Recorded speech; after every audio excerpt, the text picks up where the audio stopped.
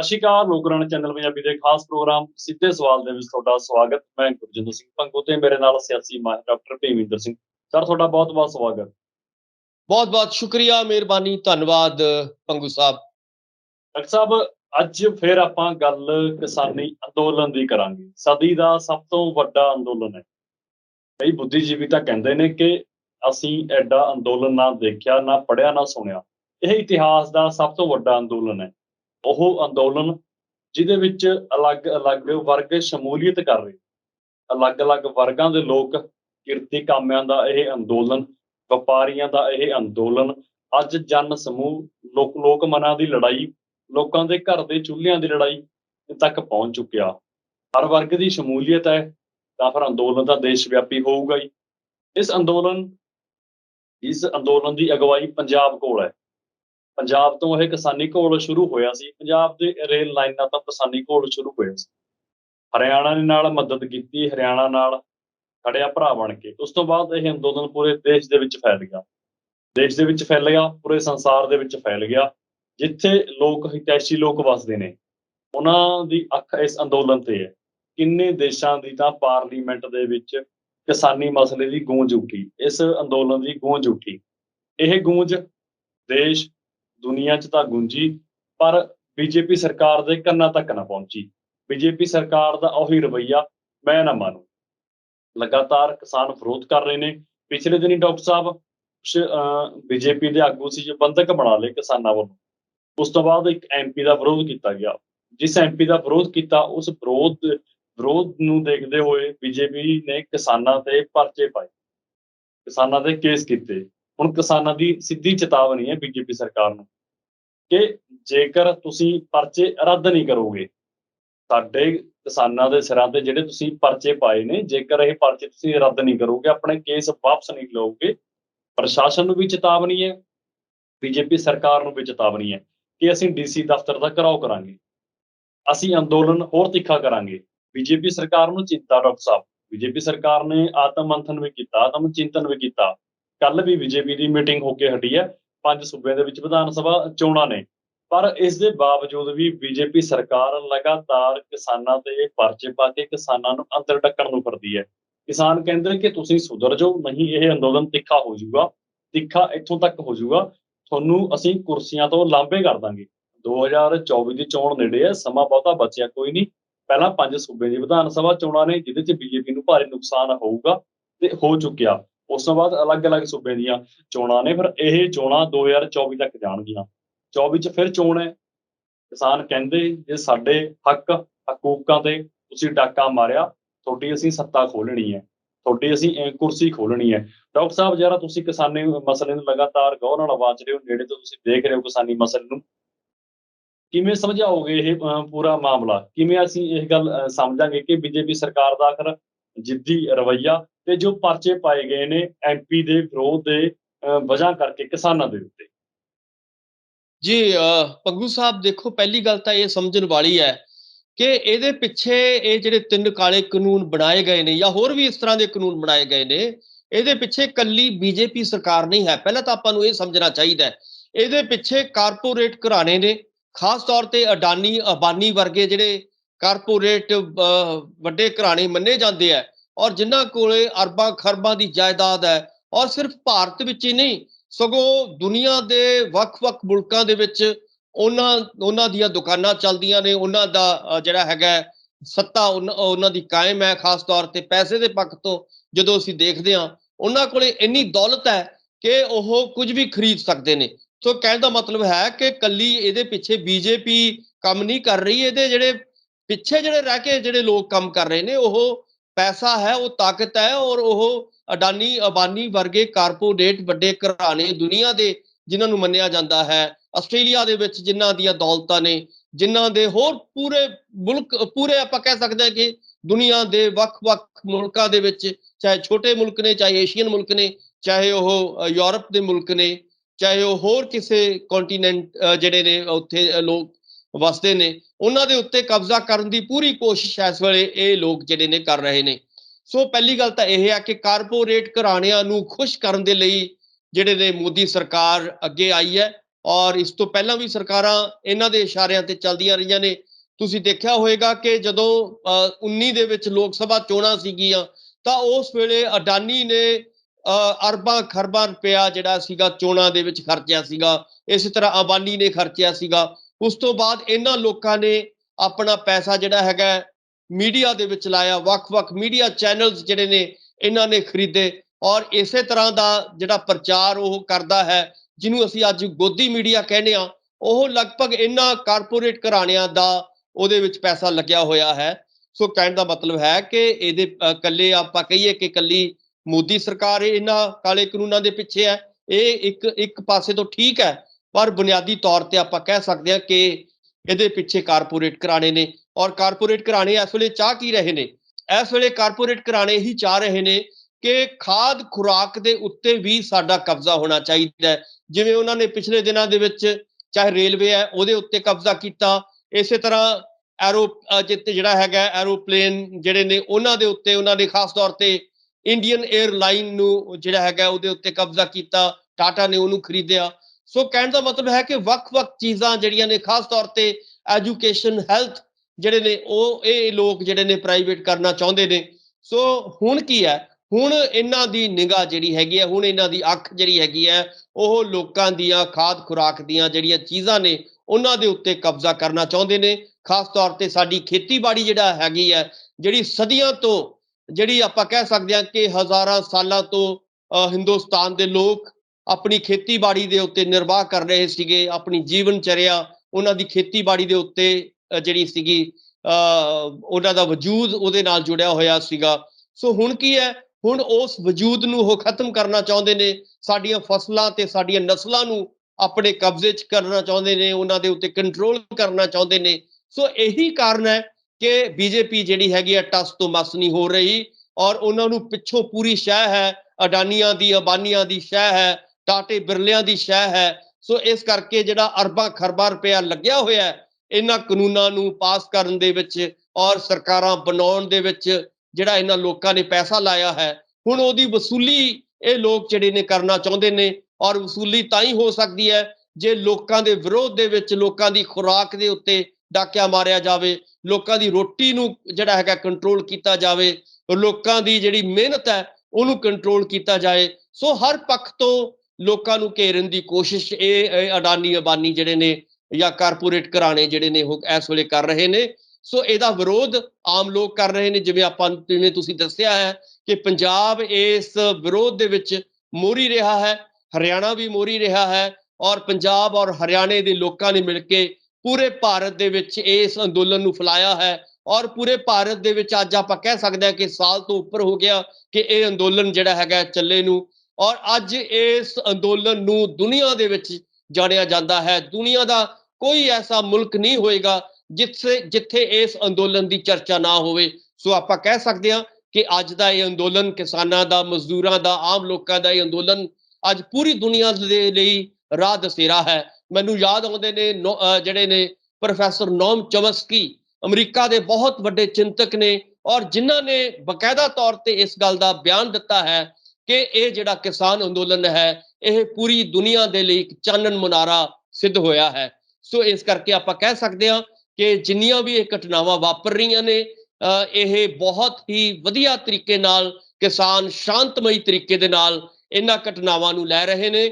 ਔਰ ਪਿਛਲੇ ਲੰਮੇ ਸਮੇਂ ਤੋਂ ਬੇਸ਼ੱਕ ਕਿਸਾਨ ਆਪਾਂ ਕਹਿ ਸਕਦੇ ਹਾਂ ਕਿ 700 ਕਿਸਾਨ ਸਾਡਾ ਸ਼ਹੀਦੀ ਪ੍ਰਾਪਤ ਕਰ ਚੁੱਕਿਆ ਹੈ, ਇਹਦੇ ਬਾਵਜੂਦ ਇਹ ਜਿਹੜਾ ਅੰਦੋਲਨ ਹੈ ਇਹ ਅਸ਼ਾਂਤ ਨਹੀਂ ਹੋਇਆ। ਇਹਦੇ ਬਾਵਜੂਦ ਸ਼ਾਂਤੀ ਬਣਾ ਕੇ ਰੱਖੀ ਹੈ, ਇਹਦੇ ਬਾਵਜੂਦ ਹੌਸਲਾ ਬਣਾ ਕੇ ਰੱਖਿਆ ਹੈ, ਇਹਦੇ ਬਾਵਜੂਦ ਏਕਤਾ ਬਣਾ ਕੇ ਰੱਖੀ ਹੈ ਕਿਸਾਨਾਂ ਨੇ।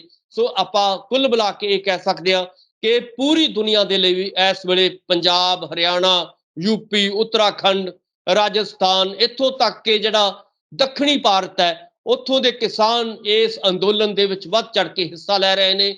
ਔਰ ਜਿਉਂ-ਜਿਉਂ 22 ਦੀਆਂ ਚੋਣਾਂ ਨੇੜੇ ਆਉਣਗੀਆਂ ਕਿਸਾਨ ਹੋਰ ਤਹਿ ਦਿਲੋਂ ਔਰ ਪੂਰੀ ਜ਼ੋਰ ਦੇ ਨਾਲ ਆਪਾਂ ਕਹਿ ਸਕਦੇ ਹਾਂ ਕਿ ਇਸ ਤਨੋ ਮਨੋ ਤਨੋ ਇਸ ਅੰਦੋਲਨ ਦੇ ਨਾਲ ਜੁੜਨਗੇ।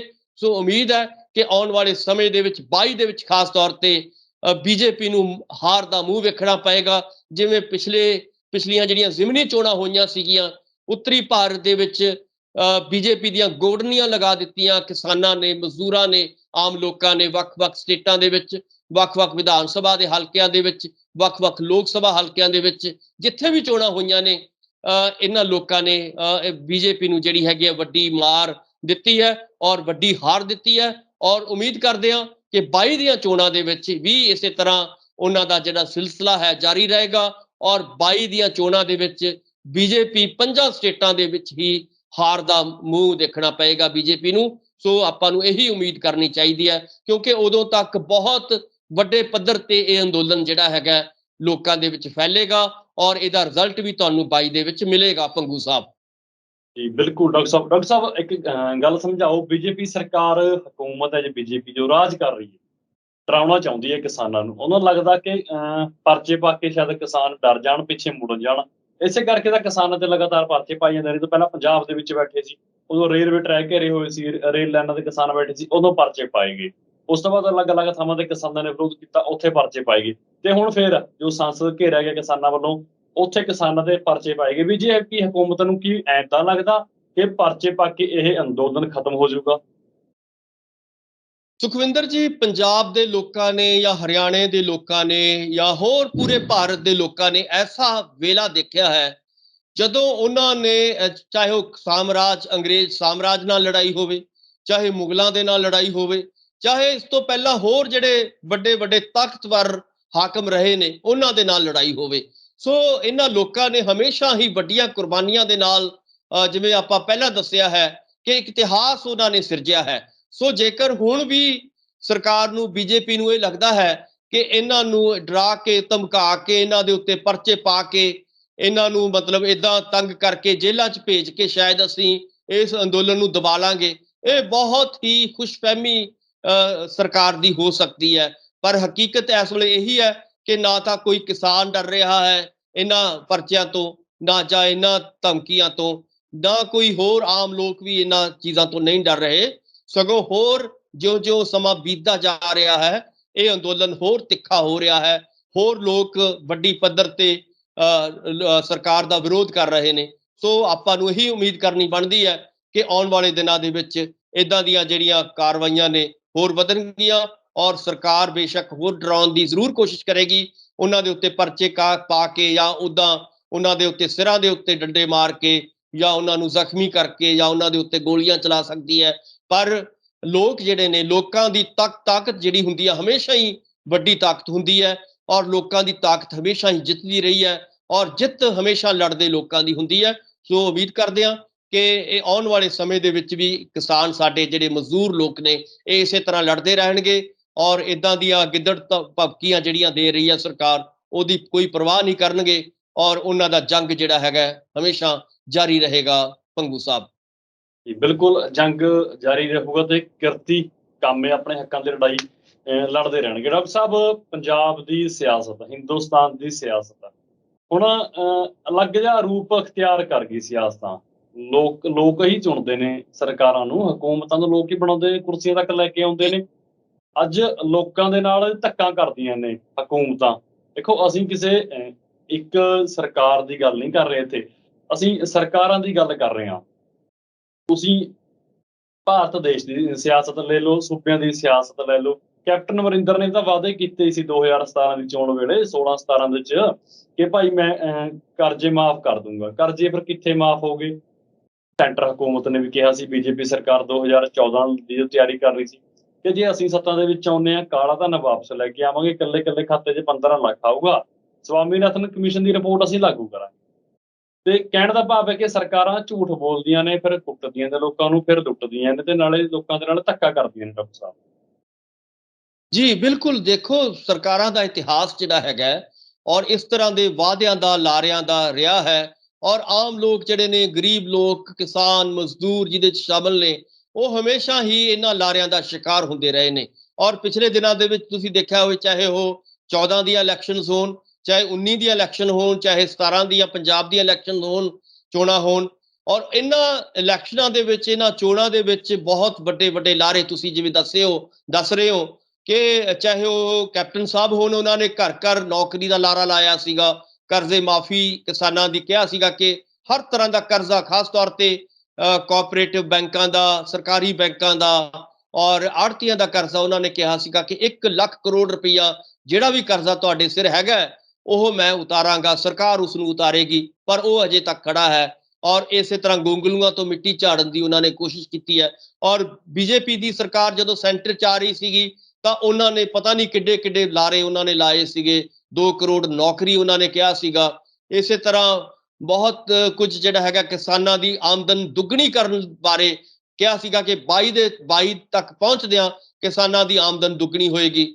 ਹੁਣ ਕਿਸਾਨਾਂ ਦੀ ਆਮਦਨ ਤਾਂ ਅੱਧੀ ਰਹਿ ਗਈ, ਅੱਧੀ ਤੋਂ ਵੀ ਘਟ ਗਈ, ਔਰ ਦੂਜੇ ਪਾਸੇ ਅਡਾਨੀਆਂ ਅਬਾਨੀਆਂ ਦੀ ਕਈ ਗੁਣਾ ਜਿਹੜੀ ਹੈਗੀ ਹੈ ਆਮਦਨ ਉਹ ਵੱਧ ਚੁੱਕੀ ਹੈ ਪਿਛਲੇ ਖਾਸ ਤੌਰ ਤੇ ਕੋਰੋਨਾ ਦੇ ਦੌਰ ਦੇ ਵਿੱਚ। ਸੋ ਅਸੀਂ ਕਹਿ ਸਕਦੇ ਹਾਂ ਕੁੱਲ ਮਿਲਾ ਕੇ ਸਰਕਾਰਾਂ ਲੋਕਾਂ ਨੂੰ ਬੁੱਧੂ ਬਣਾਉਂਦੀਆਂ ਨੇ ਆਪਣੀ ਜੁਮਲੇਬਾਜ਼ੀ ਦੇ ਰਾਹੀਂ, ਔਰ ਇਸ ਤਰ੍ਹਾਂ ਦੇ ਜਿਹੜੇ ਨੇ ਮੈਨੀਫੈਸਟੋ ਲਿਆ ਕੇ ਲੋਕਾਂ ਨੂੰ ਇਹ ਕਹਿੰਦੀਆਂ ਨੇ ਕਿ ਅਸੀਂ ਇਹ ਮੈਨੀਫੈਸਟੋ ਜਿਹੜਾ ਹੈਗਾ ਤੁਹਾਡੇ ਉੱਤੇ ਲਾਗੂ ਕਰਾਂਗੇ। ਪਰ ਹੁੰਦਾ ਕੀ ਹੈ? ਹੁੰਦਾ ਬਿਲਕੁਲ ਉਲਟਾ ਹੈ। ਮੈਨੀਫੈਸਟੋ ਨੂੰ ਠੰਡੇ ਬਸਤੇ ਵਿੱਚ ਪਾ ਦਿੱਤਾ ਜਾਂਦਾ ਹੈ ਔਰ ਆਮ ਲੋਕ ਜਿਹੜੇ ਨੇ ਇਹ ਇਹਨਾਂ ਲੋਕਾਂ ਦੇ ਦਰਸ਼ਨ ਕਰਨ ਦੇ ਲਈ ਵੀ ਤਰਸ ਜਾਂਦੇ ਨੇ।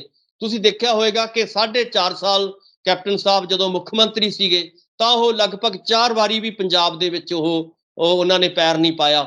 ਸੋ ਇਸ ਕਰਕੇ ਆਪਾਂ ਦੇਖ ਰਹੇ ਹਾਂ ਕਿ ਇਹ ਜਿਹੜੀਆਂ ਹਕੂਮਤਾਂ ਨੇ, ਸਰਕਾਰਾਂ ਨੇ, ਲੋਕਾਂ ਨਾਲ ਵੱਡੇ ਵੱਡੇ ਵਾਅਦੇ ਕਰਕੇ, ਕਿਉਂਕਿ ਲੋਕਤੰਤਰ ਦਾ ਮਤਲਬ ਕੀ ਹੁੰਦਾ ਹੈ? ਲੋਕਤੰਤਰ ਦਾ ਮਤਲਬ ਇਹੀ ਹੁੰਦਾ ਹੈ ਉਹ ਸਰਕਾਰ, ਲੋਕਾਂ ਦੀ ਸਰਕਾਰ, ਲੋਕਾਂ ਦੁਆਰਾ ਚੁਣੀ ਗਈ ਔਰ ਲੋਕਾਂ ਦੇ ਰਾਹੀਂ ਜਿਹੜੀ ਹੈਗੀ ਹੈ ਉਹ ਲੋਕਾਂ ਦੇ ਲਈ ਜਿਹੜੀ ਹੁੰਦੀ ਆ ਉਹ ਸਰਕਾਰ ਹੁੰਦੀ ਹੈ।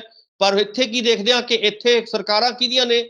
ਲੋਕਤੰਤਰ ਦੀ ਬਜਾਏ ਇਹ ਕਾਰਪੋਰੇਟ ਘਰਾਣਿਆਂ ਦੇ ਰਾਹੀਂ ਚੁਣੀਆਂ ਜਾਂਦੀਆਂ ਨੇ ਔਰ ਕਾਰਪੋਰੇਟ ਘਰਾਣਿਆਂ ਦੇ ਲਈ ਹੀ ਕੰਮ ਕਰਦੀਆਂ ਨੇ। ਸੋ ਇਸ ਕਰਕੇ ਪਿਛਲੇ ਲੰਮੇ ਸਮੇਂ ਤੋਂ ਇਹੀ ਖਾਸ ਤੌਰ ਤੇ 1990 ਤੋਂ ਬਾਅਦ ਜਿਹੜੀਆਂ ਵੀ ਸਰਕਾਰਾਂ, ਜਿਵੇਂ ਤੁਸੀਂ ਇਸ਼ਾਰਾ ਕੀਤਾ ਸੀਗਾ, ਚਾਹੇ ਉਹਦੇ ਵਿੱਚ ਕਾਂਗਰਸ ਦੀਆਂ ਸਰਕਾਰਾਂ ਬਣੀਆਂ ਹੋਣ, ਚਾਹੇ ਸੈਂਟਰ ਦੇ ਵਿੱਚ ਬੀਜੇਪੀ ਦੀ ਸਰਕਾਰ ਬਣੀ ਹੋਵੇ, ਇਹਨਾਂ ਸਾਰੀਆਂ ਸਰਕਾਰਾਂ ਨੇ ਹੁਣ ਤੱਕ ਲੋਕਾਂ ਨੂੰ ਲੁੱਟਿਆ ਹੈ, ਕੁੱਟਿਆ ਹੈ ਔਰ ਉਹਨਾਂ ਦੇ ਬੁਨਿਆਦੀ ਹਕੂਕ ਜਿਹੜੇ ਨੇ ਉਹਨਾਂ ਤੋਂ ਉਹਨਾਂ ਨੂੰ ਲੋਕਾਂ ਨੂੰ ਵਾਂਝੇ ਕੀਤਾ ਹੈ। ਸੋ ਆਪਾਂ ਕਹਿ ਸਕਦੇ ਹਾਂ ਕਿ ਕੁੱਲ ਮਿਲਾ ਕੇ ਕਿਸਾਨ ਜਿਹੜਾ ਹੈਗਾ ਇਸ ਵੇਲੇ ਉੱਠਿਆ ਹੈ ਔਰ ਇਹਨਾਂ ਸਾਰੀਆਂ ਚੀਜ਼ਾਂ ਦਾ ਵਿਰੋਧ ਕਰ ਰਿਹਾ ਹੈ, ਚਾਹੇ ਉਹ ਸਾਡੇ ਜਿਹੜੇ ਬੁਨਿਆਦੀ ਹੱਕ ਹੋਣ, ਚਾਹੇ ਉਹ ਸਾਨੂੰ ਬੋਲਣ ਦੀ ਆਜ਼ਾਦੀ ਹੋਵੇ, ਚਾਹੇ ਸਾਨੂੰ ਹੋਰ ਜਿਹੜੀਆਂ ਸਾਡੀ ਰੋਟੀ ਦੀ ਆਜ਼ਾਦੀ ਹੈ ਔਰ ਖਾਣਾ, ਜਿਹਦੇ ਆਪਾਂ ਕਹਿ ਸਕਦੇ ਹਾਂ ਕਿ ਸਾਡੇ ਖਾਣੇ ਦੇ ਉੱਤੇ ਕੰਟਰੋਲ ਕਰਨ ਦੀ ਕੋਸ਼ਿਸ਼ ਇਹ ਕਾਰਪੋਰੇਟ ਘਰਾਣੇ ਕਰ ਰਹੇ ਨੇ, ਉਹਦੇ ਵਿਰੁੱਧ ਜਿਹੜੇ ਨੇ ਕਿਸਾਨ ਲੜ ਰਹੇ ਨੇ। ਸੋ ਆਪਣੀਆਂ ਨਸਲਾਂ ਔਰ ਫਸਲਾਂ ਬਚਾਉਣ ਦੇ ਲਈ ਲੜ ਰਹੇ ਨੇ। ਸੋ ਕਹਿਣ ਦਾ ਮਤਲਬ ਹੈ ਕਿ ਬਹੁਤ ਇੱਕ ਸੁਭਾਗਾ ਸਮਾਂ ਹੈ ਔਰ ਪਿਛਲੇ 1 ਸਾਲ ਤੋਂ ਪੂਰਾ ਭਾਰਤ ਜਿਹੜਾ ਹੈਗਾ, ਪੂਰਾ ਹਿੰਦੁਸਤਾਨ ਜਿਹੜਾ ਹੈਗਾ ਉਹ ਆਪਣੇ ਸੰਘਰਸ਼ਾਂ ਦੇ ਰਾਹੀਂ ਅੱਗੇ ਵਧ ਰਿਹਾ ਹੈ। ਸੋ ਇਹਦੇ ਵਿੱਚੋਂ ਹੀ ਚੰਗੀਆਂ ਸੰਭਾਵਨਾਵਾਂ ਨਜ਼ਰ ਆ ਰਹੀਆਂ ਨੇ। ਸੋ ਉਮੀਦ ਕੀਤੀ ਜਾਣੀ ਬਣਦੀ ਹੈ ਕਿ ਆਉਣ ਵਾਲੇ ਦਿਨਾਂ ਦੇ ਵਿੱਚ ਕਿਸਾਨੀ ਅੰਦੋਲਨ ਜਿਹੜਾ ਹੈਗਾ ਇਹ ਇੰਨਾ ਵਧੇਗਾ ਕਿ ਅਖੀਰ ਨੂੰ ਬੀਜੇਪੀ ਨੂੰ ਆਪਣੇ 3 ਕਾਲੇ ਕਾਨੂੰਨ ਜਿਹੜੇ ਨੇ ਵਾਪਸ ਲੈਣੇ ਪੈਣਗੇ। ਸਾਹਿਬ ਡਾਕਟਰ ਸਾਹਿਬ, ਗੱਲ ਮੜ ਜਾਂਦੇ ਜਾਂਦੇ ਕਿਸਾਨੀ ਦੀ ਵੀ ਕਰ ਲੈਂਦੇ ਆ। ਕਿਸਾਨੀ ਖਤਮ ਹੋ ਗਈ, ਕਿਸਾਨ ਵਿਚਾਰੇ ਕੀ ਕਰਨ? ਖੁਦਕੁਸ਼ੀਆਂ ਕਰੀ ਜਾਂਦੇ ਆ, ਕੋਈ ਬਾਂਹ ਨਹੀਂ ਫੜਦਾ। ਕਰਜ਼ੇ ਦੀ ਪੰਡ ਭਾਰੀ ਆ ਹਰ ਕਿਸਾਨ ਉੱਤੇ। ਗਲਤੀ ਕਿਸਾਨ ਦੀ ਨਹੀਂ, ਸਰਕਾਰ ਦੀ ਨੀਤੀਆਂ ਮਾੜੀਆਂ ਨੇ। ਇਸ ਕਰਕੇ ਕਿਸਾਨੀ ਨੂੰ ਅੱਜ ਖਤਰਾ। ਕਿਸਾਨ ਵਿਚਾਰੇ ਡਾਕਟਰ ਸਾਹਿਬ ਕੀ ਕਰਨ? ਮੜ ਜਾਂਦੇ ਜਾਂਦੇ ਇਸ ਮਸਲੇ ਦੇ ਵਿਚਾਰ ਦਿਓ ਆਪਣੇ। ਸੁਖਵਿੰਦਰ ਜੀ, ਇਹਦੇ ਵਿੱਚ ਦੇਖੋ, ਕਿਸਾਨਾਂ ਨੂੰ ਪਹਿਲੀ ਗੱਲ ਤਾਂ ਕਿ ਖੁਦਕੁਸ਼ੀਆਂ ਨਹੀਂ ਕਰਨੀਆਂ ਚਾਹੀਦੀਆਂ, ਲੜਨਾ ਚਾਹੀਦਾ। ਅਖੀਰ ਨੂੰ ਸੰਘਰਸ਼ ਨੇ ਹੀ ਅੱਗੇ ਆਉਣਾ ਹੈ। ਜਿਹੜੇ ਲੋਕ ਸੰਘਰਸ਼ ਕਰਦੇ ਆ ਉਹ ਕਦੇ ਵੀ ਖੁਦਕੁਸ਼ੀਆਂ ਨਹੀਂ ਕਰਦੇ। ਸੋ ਪੰਜਾਬ ਨੂੰ ਗੁੜਤੀ ਮਿਲੀ ਹੈ ਔਰ ਪਿਛਲੇ ਲੰਮੇ ਸਮੇਂ ਤੋਂ ਉਹ ਸੰਘਰਸ਼ ਦੇ ਰਾਹ ਪਿਆ ਹੋਇਆ ਹੈ ਔਰ ਆਉਣ ਵਾਲੇ ਸਮੇਂ ਦੇ ਵਿੱਚ ਵੀ ਸੰਘਰਸ਼ਾਂ ਦੇ ਰਾਹ ਪਏਗਾ। ਸੋ ਜੇਕਰ ਇਹ 3 ਕਾਲੇ ਕਾਨੂੰਨ ਵਾਪਸ ਹੁੰਦੇ ਨੇ ਔਰ ਨਵਾਂ MSP ਵਾਲਾ ਕਾਨੂੰਨ ਜਿਹੜਾ ਹੈਗਾ ਉਹ ਲਾਗੂ ਹੁੰਦਾ ਹੈ ਔਰ ਜਿਵੇਂ ਤੁਸੀਂ ਕਿਹਾ ਸਵਾਮੀਨਾਥਨ ਦੀ ਰਿਪੋਰਟ ਲਾਗੂ ਹੁੰਦੀ ਹੈ, ਤਾਂ ਲਾਜ਼ਮੀ ਤੌਰ ਤੇ ਕਿਸਾਨ ਜਿਹੜਾ ਹੈਗਾ ਉਹਦਾ ਕਾਫੀ ਜਿਹੜਾ ਹੈਗਾ ਫਾਇਦਾ ਹੋ ਸਕਦਾ ਹੈ। ਔਰ ਇਸੇ ਤਰ੍ਹਾਂ ਕੋਆਪਰੇਟਿਵ ਖੇਤੀਬਾੜੀ ਜੇ ਢਾਂਚਾ ਲਾਗੂ ਹੋਵੇਗਾ, ਕੋਆਪਰੇਟਿਵ ਦਾ ਮਤਲਬ ਹੈ ਕਿ ਸਾਂਝੀ ਖੇਤੀ। ਜੇਕਰ ਤੁਸੀਂ ਆਪਸੀ ਸਾਂਝ ਦੇ ਨਾਲ ਕੋਆਪਰੇਟਿਵ ਸੁਸਾਇਟੀਜ਼ ਨੂੰ ਡਿਵੈਲਪ ਕਰਕੇ ਔਰ ਨਵੀਆਂ ਚੀਜ਼ਾਂ ਨੂੰ ਡਿਵੈਲਪ ਕਰੋਗੇ, ਖਾਸ ਤੌਰ ਤੇ 2 ਫਸਲੀ ਚੱਕਰ ਤੋਂ ਬਾਹਰ ਨਿਕਲੋਗੇ ਔਰ ਨਵੀਆਂ ਜਿਹੜੀਆਂ 22-23 ਫਸਲਾਂ ਦੇ ਉੱਤੇ MSP ਸਰਕਾਰ ਦੇਵੇਗੀ, ਤਾਂ ਲਾਜ਼ਮੀ ਤੌਰ ਤੇ ਉਹਦੇ ਨਾਲ ਕਿਸਾਨ ਦਾ ਕਰਜ਼ਾ ਜਿਹੜਾ ਹੈਗਾ ਉਤਰੇਗਾ, ਕਿਸਾਨ ਸੁਖਾਲਾ ਹੋਵੇਗਾ। ਸੋ ਉਮੀਦ ਇਹੀ ਕੀਤੀ ਜਾਣੀ ਬਣਦੀ ਹੈ ਕਿ ਆਉਣ ਵਾਲੇ ਦਿਨਾਂ ਦੇ ਵਿੱਚ ਕਾਰਪੋਰੇਟ ਦੀ ਬਜਾਏ ਕੋਆਪਰੇਟਿਵ ਖੇਤੀਬਾੜੀ ਢਾਂਚਾ ਜਿਹੜਾ ਹੈਗਾ ਲਾਗੂ ਹੋਵੇਗਾ ਔਰ ਉਹਦੇ ਵਿੱਚ ਵੱਖ-ਵੱਖ ਸਹਾਇਕ ਧੰਦੇ ਜਿਹੜੇ ਨੇ ਉਹ ਵੀ ਪ੍ਰਫੁੱਲਤ ਹੋਣਗੇ ਇਸੇ ਤਰ੍ਹਾਂ ਐਗਰੋ ਇੰਡਸਟਰੀ ਜਿਹੜੀ ਹੈਗੀ ਹੈ ਉਹ ਪ੍ਰਫੁੱਲਤ ਹੋਵੇਗੀ ਔਰ ਹੋਰ ਬਹੁਤ ਸਾਰਾ ਜਿਹੜਾ ਹੈਗਾ ਫਾਇਦਾ ਹੋ ਸਕਦਾ ਹੈ। ਪਰ ਇਹ ਹੋਏਗਾ ਤਾਂ ਜੇ ਕਿਸਾਨ ਔਰ ਮਜ਼ਦੂਰ ਮਿਲ ਕੇ ਸੰਘਰਸ਼ ਕਰਨਗੇ ਔਰ ਇਸ ਸੰਘਰਸ਼ ਨੂੰ ਅੱਗੇ ਲੈ ਕੇ ਜਾਣਗੇ, ਕਿਉਂਕਿ ਹੁਣ ਸੰਘਰਸ਼ਾਂ ਦਾ ਇੰਨਾ ਤਜਰਬਾ ਹੋ ਚੁੱਕਿਆ ਹੈ ਕਿਸਾਨ ਤੇ ਮਜ਼ਦੂਰ ਨੂੰ ਕਿ ਆਉਣ ਵਾਲੇ ਦਿਨਾਂ ਦੇ ਵਿੱਚ ਉਹ ਇਦਾਂ ਦੇ ਵੱਡੇ ਸੰਘਰਸ਼ ਜਿਹੜੇ ਨੇ ਉਹ ਕਰ ਸਕਦੇ ਨੇ ਔਰ ਲੰਬੇ ਸੰਘਰਸ਼ ਕਰ ਸਕਦੇ ਨੇ। ਸੋ ਇਹਦੇ ਵਿੱਚੋਂ ਹੀ ਕਿਸਾਨ ਔਰ ਮਜ਼ਦੂਰ ਦੀ ਜਿਹੜੀ ਬੰਦ ਖਲਾਸੀ ਹੋ ਸਕਦੀ ਹੈ, ਨਵੀਂ ਜ਼ਿੰਦਗੀ, ਖੁਸ਼ਹਾਲ ਜ਼ਿੰਦਗੀ ਉਹਨਾਂ ਨੂੰ ਮਿਲ ਸਕਦੀ ਹੈ। ਔਰ ਇਹ ਉਮੀਦ ਕਰਦੇ ਹਾਂ ਕਿ ਆਉਣ ਵਾਲੇ ਦਿਨਾਂ ਦੇ ਵਿੱਚ ਇਹ ਸੰਘਰਸ਼ ਮਿਲ ਕੇ ਲੜਿਆ ਜਾਏਗਾ। ਕਿਸਾਨ, ਮਜ਼ਦੂਰ, ਹੋਰ ਵੀ ਜਿਹੜੇ ਲੋਕ ਨੇ, ਖਾਸ ਤੌਰ ਤੇ ਛੋਟੇ ਦੁਕਾਨਦਾਰ ਔਰ ਛੋਟੇ ਵਪਾਰੀ ਔਰ ਛੋਟੇ ਇੰਡਸਟਰੀਲਿਸਟ, ਸਾਰੇ ਮਿਲ ਕੇ ਜਿੰਨੀ ਦੇਰ ਵੱਡੇ ਸੰਘਰਸ਼ ਨਹੀਂ ਲੜਨਗੇ ਉਨੀ ਦੇਰ ਜਿਹੜੀਆਂ ਨੇ ਇਦਾਂ ਦੀਆਂ ਖੁਦਕੁਸ਼ੀਆਂ ਹੁੰਦੀਆਂ ਰਹਿਣਗੀਆਂ। ਸੋ ਉਹਨਾਂ ਖੁਦਕੁਸ਼ੀਆਂ ਤੋਂ ਬਚਣ ਦੇ ਲਈ ਇਸ ਵੇਲੇ ਮੈਨੂੰ ਲੱਗਦਾ ਕਿ ਸਭ ਤੋਂ ਜ਼ਰੂਰੀ ਹੈ ਕਿ ਅਸੀਂ ਸਾਰੇ ਮਿਲ ਕੇ ਇਹ ਸੰਘਰਸ਼ ਜਿਹੜਾ ਹੈਗਾ ਇਸ ਨੂੰ ਅੱਗੇ ਲੈ ਕੇ ਜਾਈਏ, ਇਸ ਨੂੰ ਅੰਜਾਮ ਤੱਕ ਪਹੁੰਚਾਈਏ ਔਰ 3 ਕਾਲੇ ਕਾਨੂੰਨ ਇਹ ਵਾਪਸ ਕਰਵਾਈਏ ਔਰ ਇੱਕ ਨਵਾਂ ਐਮਐਸਪੀ ਵਾਲਾ, ਕੱਲੀ ਐਮਐਸਪੀ ਇਹ ਨਹੀਂ ਕਿ ਝੋਨਾ ਔਰ ਕਣਕ ਦੇ ਉੱਤੇ, ਜਿੰਨੀਆਂ ਵੀ ਫਸਲਾਂ ਪੈਦਾ ਕਰੇ ਕਿਸਾਨ ਉਹਨਾਂ ਸਾਰੀਆਂ ਫਸਲਾਂ ਦੇ ਉੱਤੇ ਹੀ ਐਮਐਸਪੀ ਜਿਹੜੀ ਹੈਗੀ ਹੈ ਤੈਅ ਹੋਣੀ ਚਾਹੀਦੀ ਹੈ ਔਰ ਉਹਨਾਂ ਦਾ ਮੁੱਲ, ਫਸਲ ਦਾ ਮੁੱਲ ਜਿਹੜਾ ਹੈਗਾ ਉਹਨਾਂ ਨੂੰ ਪ੍ਰੋਪਰ ਮਿਲਣਾ ਚਾਹੀਦਾ ਹੈ। ਸਰਕਾਰੀ ਮੰਡੀਆਂ ਡਿਵੈਲਪ ਹੋਣੀਆਂ ਚਾਹੀਦੀਆਂ ਨੇ, ਐਫਸੀਆਈ ਡਿਵੈਲਪ ਹੋਣੀ ਚਾਹੀਦੀ ਹੈ। ਹੋਰ ਵੀ ਜਿਹੜੀਆਂ ਸਹਿਕਾਰੀ ਕਮੇਟੀਆਂ ਨੇ ਜਾਂ ਸਰਕਾਰੀ ਸਹਿਕਾਰੀ ਬੈਂਕ ਨੇ ਉਹ ਵੀ ਡਿਵੈਲਪ ਹੋਣੇ ਚਾਹੀਦੇ ਨੇ। ਤਾਂ ਹੀ ਪੰਜਾਬ ਔਰ ਭਾਰਤ ਦੇ ਲੋਕ ਜਿਹੜੇ ਨੇ, ਆਮ ਲੋਕ, ਕਿਸਾਨ ਲੋਕ, ਮਜ਼ਦੂਰ ਲੋਕ ਖੁਸ਼ਹਾਲ ਹੋ ਸਕਦੇ ਆ। ਪੰਗੂ ਸਾਹਿਬ ਜੀ ਬਿਲਕੁਲ ਡਾਕਟਰ ਸਾਹਿਬ, ਤੁਸੀਂ ਬੜੀ ਸੋਹਣੀ ਉਦਾਹਰਨ ਦਿੱਤੀ ਤੇ ਜਾਂਦੇ ਜਾਂਦੇ ਸੰਖੇਪ ਦੇ ਵਿੱਚ ਥੋੜਾ ਜਿਹਾ ਕਿਸਾਨੀ ਅੰਦੋਲਨ ਬਾਰੇ ਦੱਸੋ ਸਾਡੇ ਦਰਸ਼ਕਾਂ ਨੂੰ, ਤੇ ਕਿਸਾਨੀ ਅੰਦੋਲਨ ਅੱਜ ਕਿੱਥੇ ਖੜਾ? ਪੰਗੂ ਸਾਹਿਬ ਅੱਜ ਬਿਲਕੁਲ ਸਿਖਰ ਤੇ ਪਹੁੰਚ ਚੁੱਕਿਆ ਹੈ ਔਰ ਬੀਜੇਪੀ ਦੀ ਸਰਕਾਰ ਦੀ ਇਸ ਵੇਲੇ ਨੀਹਾਂ ਹਿਲਾ ਚੁੱਕੀ ਹੈ ਇਹ ਅੰਦੋਲਨ। ਔਰ ਉਮੀਦ ਕਰਦੇ ਹਾਂ ਕਿ ਆਉਣ ਵਾਲੇ ਦਿਨਾਂ ਦੇ ਵਿੱਚ ਜਿਉਂ-ਜਿਉਂ 22 ਦੀਆਂ ਚੋਣਾਂ ਨੇੜੇ ਆਉਣਗੀਆਂ ਉਦੋਂ ਬੀਜੇਪੀ ਸਰਕਾਰ ਦੀ ਨੀਂਦ ਹੋਰ ਉਡੇਗੀ ਔਰ ਇਹ ਨੀਂਦ ਇੱਥੋਂ ਤੱਕ ਉੱਡ ਜਾਏਗੀ ਕਿ ਉਹਨਾਂ ਨੂੰ ਅਖੀਰ ਨੂੰ ਹਾਰ ਦਾ ਮੂੰਹ ਦੇਖਣਾ ਪਏਗਾ। ਔਰ ਆਪਾਂ ਕਹਿ ਸਕਦੇ ਹਾਂ ਕੁੱਲ ਮਿਲਾ ਕੇ ਕਿ ਇਸ ਵੇਲੇ ਆਪਣੀ ਸਿਖਰ ਵੱਲ ਵੱਧ ਰਿਹਾ ਹੈ ਔਰ ਬਹੁਤ ਛੇਤੀ ਮੈਨੂੰ ਲੱਗਦਾ ਹੈ ਕਿ ਬੀਜੇਪੀ ਸਰਕਾਰ ਝੁਕੇਗੀ ਔਰ ਕਿਸਾਨਾਂ ਦੇ ਜੋ ਮਸਲੇ ਨੇ ਉਹ ਹੱਲ ਹੋਣਗੇ ਔਰ 3 ਕਾਲੇ ਕਾਨੂੰਨ ਵਾਪਸ ਹੋਣਗੇ, ਨਵਾਂ ਐਮਐਸਪੀ ਵਾਲਾ ਕਾਨੂੰਨ ਜਿਹੜਾ ਹੈਗਾ ਲਾਗੂ ਹੋਏਗਾ। ਸੋ ਇਸੇ ਸੰਘਰਸ਼ ਤੋਂ, ਇਸੇ ਏਕਤਾ ਦੇ ਵਿੱਚੋਂ ਜਿਹੜਾ ਹੈਗਾ ਇਹੀ ਸੰਭਾਵਨਾਵਾਂ ਨਜ਼ਰ ਆ ਰਹੀਆਂ ਨੇ। ਪੰਗੂ ਸਾਹਿਬ ਜੀ ਬਿਲਕੁਲ ਸੰਭਾਵਨਾ ਨਜ਼ਰ ਆ ਰਹੀਆਂ ਡਾਕਟਰ ਸਾਹਿਬ। ਡਾਕਟਰ ਸਾਹਿਬ ਬਹੁਤ ਬਹੁਤ ਸ਼ੁਕਰੀਆ, ਤੁਸੀਂ ਆਪਣੇ ਵਿਚਾਰ ਰੱਖੇ, ਧੰਨਵਾਦ। ਬਹੁਤ ਬਹੁਤ ਸ਼ੁਕਰੀਆ, ਮਿਹਰਬਾਨੀ, ਧੰਨਵਾਦ। ਦਰਸ਼ਕੋ, ਸਾਡੇ ਨਾਲ ਬਣੇ ਹੋਏ ਸੀ ਸਿਆਸੀ ਮਾਹਿਰ ਡਾਕਟਰ ਭੀਮਿੰਦਰ ਸਿੰਘ।